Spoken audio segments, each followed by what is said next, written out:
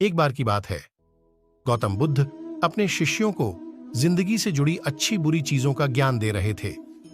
सभी शिष्य उनकी बातों को बहुत ध्यान से सुन रहे थे। उन सभी में एक शिष्य ऐसा था जिसे प्रश्न पूछने की बहुत आदत थी। वो उठकर गौतम बुद्ध के पास गया और उनसे बोला, आप हमें जिंदगी के बारे में जो कुछ सिखा रहे हैं उस सब का क्या फायदा, क्योंकि हम में से बहुत से बच्चों को ये भी नहीं पता कि हमारे जीवन का मूल्य क्या है और ये जीवन हमारे लिए कितना कीमती है। पहले आप हमें ये बताइए कि इस जीवन का मूल्य क्या है। अपने शिष्य की बात सुनकर गौतम बुद्ध अपने कक्ष में गए और एक चमकता हुआ पत्थर का टुकड़ा लेकर आए। वो टुकड़ा उन्होंने अपने शिष्य को दिया और बोले, मैं तुम्हें इस जीवन का मूल्य तब बताऊंगा जब तुम इस पत्थर का सही मूल्य पता लगाकर आओगे। साथ ही ये ध्यान रखना कि तुम्हें ये पत्थर का टुकड़ा किसी को बेचना नहीं है।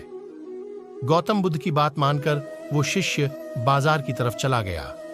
बाजार में सबसे पहले उसकी नजर एक फल बेचने वाले पर पड़ी और उसने वो पत्थर उस फल वाले को दिखाया और बोला, इस पत्थर के बदले आप मुझे कितने फल दे सकते हो?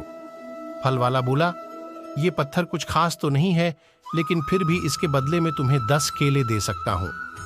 वो शिष्य उस पत्थर को लेकर आगे चला गया। फिर उसे एक सब्जी वाला मिला। शिष्य ने उस सब्जी वाले से उस पत्थर की कीमत पूछी।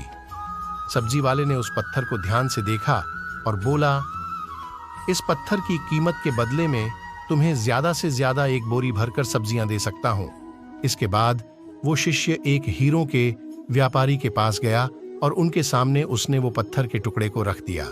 उस पत्थर को देखते ही हीरों के व्यापारी ने एक साफ कपड़ा बिछाया, उस पत्थर को उसके ऊपर रखा, फिर उसकी परिक्रमा की और हाथ जोड़कर उस पत्थर को कपड़े में लपेटते हुए वो बोला, तुम जिसे मामूली पत्थर समझकर उसकी कीमत पूछ रहे हो, असल में ये एक बेशकीमती रूबी है।